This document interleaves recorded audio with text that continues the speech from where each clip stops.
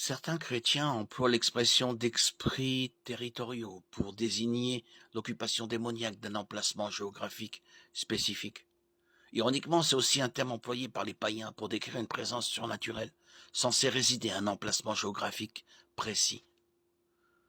La notion chrétienne d'esprits territoriaux vient de passages comme Daniel 10, Jean 12, 31, Jean 14, 30, Jean 16, 11, Marc 5, 10 et Éphésiens 6, 12, qui entendent que certains anges déchus ont reçu une certaine responsabilité sur une région donnée et semblent donc être territoriaux.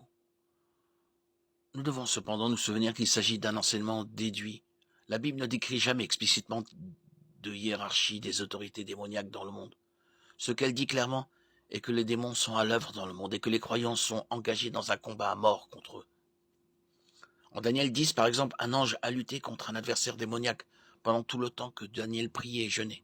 Ce n'est qu'à l'issue de ce temps consacré à la spiritualité que l'ange a finalement pris le dessus et est venu vers Daniel. Éphésiens 6 exhorte les croyants à tenir ferme contre nos ennemis spirituels et à rester vigilants, prêts au combat. Cela ne fait aucun doute que notre combat sur la terre se reflète d'une certaine manière dans la sphère spirituelle.